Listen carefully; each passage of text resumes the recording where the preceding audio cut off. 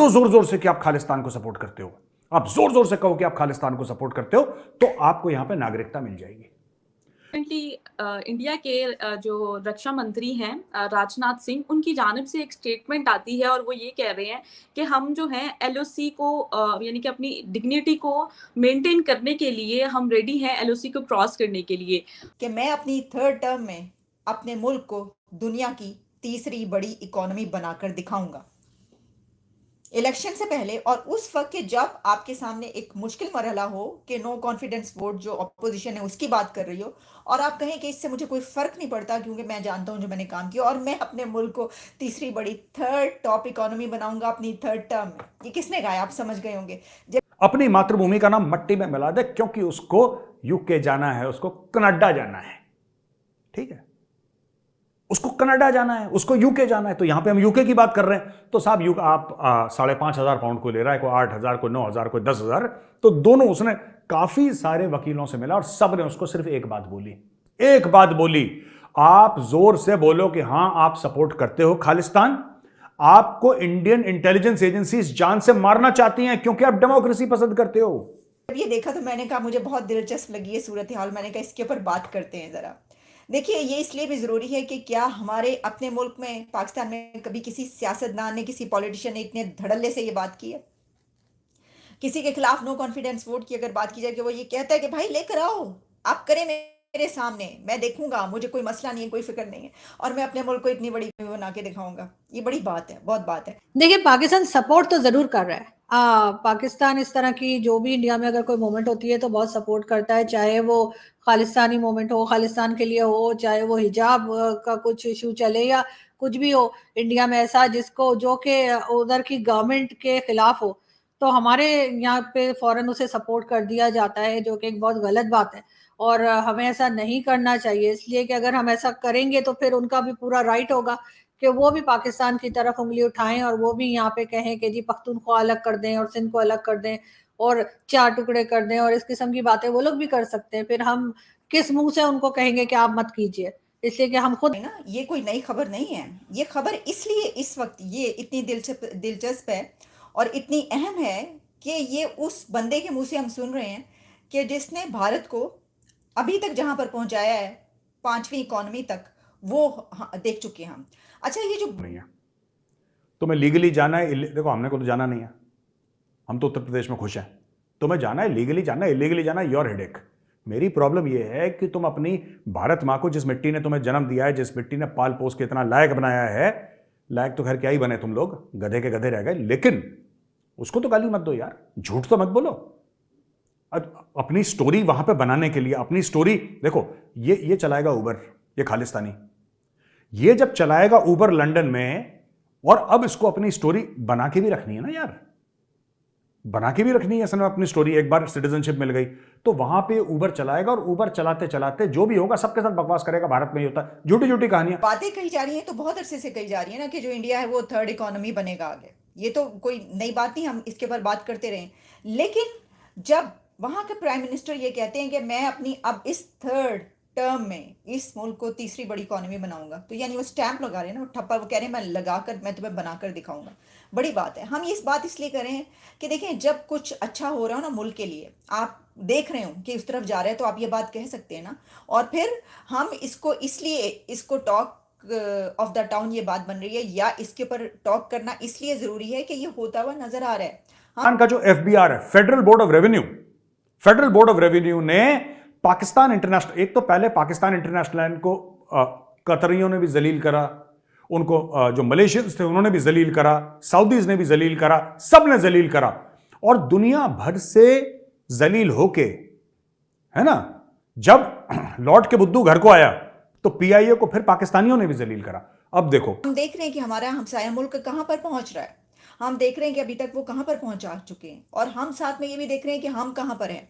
तो मेरा तो कहने का मकसद सिर्फ ये है कि इतने ही कॉन्फिडेंस के साथ, इतने ही जज्बे और जोश के साथ जो है, सिर्फ बातों की हद तक नहीं, हमें देखिए ना, अभी हमारे प्राइम मिनिस्टर क्या, देखिए, बात सिर्फ कारगिल की नहीं है। हिंदुस्तान पाकिस्तान में जितनी भी जंगें हुई हैं वो सबकी सब शुरू हम ही ने की थी। हमें ही था कि हमने 65 की भी की थी, 71 के टाइम पे भी, और उसके बाद जितनी भी क्रिएशन के बाद से जितनी भी जंगें हुई हैं सब में पाकिस्तान ने शुरू किया है, और उसके बाद मार खा के हम वापस आए हैं, ये भी हमें मानना पड़ेगा। बाकी कारगिल में तो खैर हम अपने जवानों की डेड बॉडीज तक लेने को तैयार नहीं थे, और बड़े बदकिस्मत होते हैं वो लोग जो जिनके लोग जो हैं वो उनकी बॉडीज तक एक्सेप्ट नहीं करते, वो कहते हैं नहीं जी ये तो हमारी है ही नहीं। और क्योंकि जंगों में तो ये होता है, अब बहरहाल वो गलती थी, परवेज मुशर्रफ जो थे उन्होंने नवाज शरीफ पे डाला, नवाज शरीफ ने उनके ऊपर डाला, यही होता रहा। लेकिन कि हमारे प्राइम मिनिस्टर क्या कहते हुए नजर आ रहे हैं कि भाई ये जो है ये अगर दिवालिया हो जाता मेरे उसमें, तो मेरे तो मुंह पर काला धब्बा लग जाता, मेरी तो कब्र पर जो कतबा लगता उसके ऊपर भी लिखा होता कि इसके दौर में मुल्क दिवालिया हुआ था। तो इसलिए भाई पोले पोले हमने जो है वो कर कुर के कुछ मुल्क बचा लिया, डिफॉल्ट होने से बचा लिया कि कहीं हमारे मेरे नाम पर मेरे दौर में ऐसा ना हो।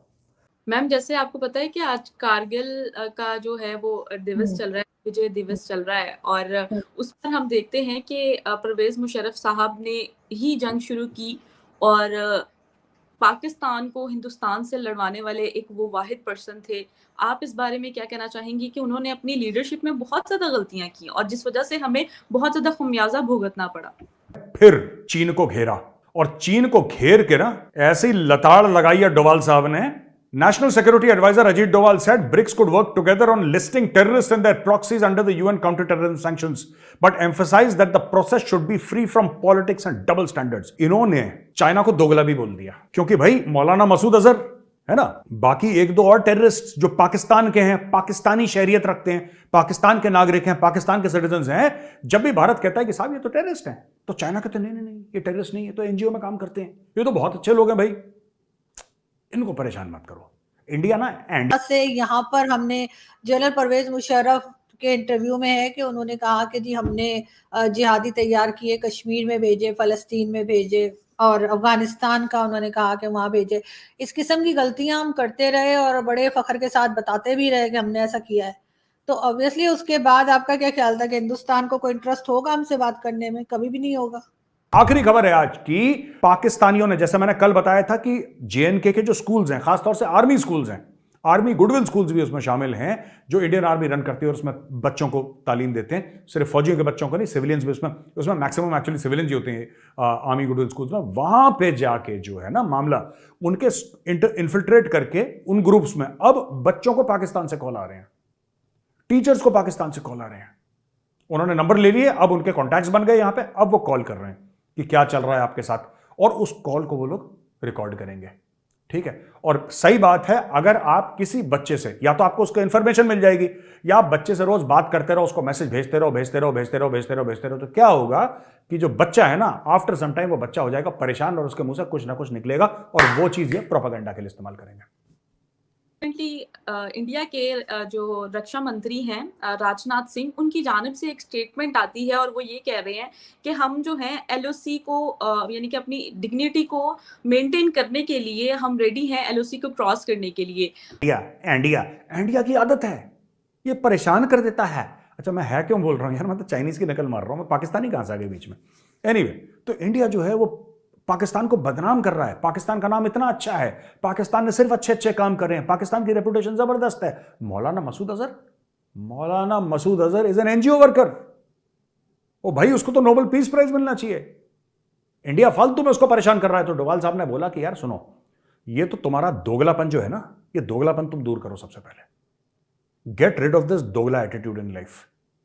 ये जो हर चीज में तुम ये करते हो ना कि ये ब्लॉक कर दिया, ये ब्लॉक कर दिया, ये सब मत करो। भारत के साथ तुम्हें भारत का पैसा चाहिए, चाइना को चाहिए भारत का पैसा कि भारत ट्रेड करता रहे, लेकिन बाकी तरफ में भारत की पीठ पे खंजर घोंपते रहो तुम, वो बात ठीक है, लेकिन भारत पैसा देता रहे, ऐसा नहीं होगा। चल ना दादा, चल ना। भी बन रही है और कई तरह की इन्वेस्टमेंट आई है, चाहे यूएई की तरफ से हो और दूसरी कंट्रीज की तरफ से, तो वो अपने कश्मीर को वैसे ही इतना खूबसूरत और इतना अच्छा बना देंगे कि हर कोई जो है वो वहां जाना पसंद करेगा। दूसरी तरफ हमारे कश्मीर को अगर आप देख लीजिए, मैं गई थी कोई 4-5 साल पहले, तो वहां पर तो ना रोड्स ठीक थी, मोबाइल सिग्नल अलग बंद हो जाते थे। अब इस साल भी मेरा इरादा है कि मैं जाके देखूंगी कुछ फर्क पड़ा है कि नहीं पड़ा। लोगों से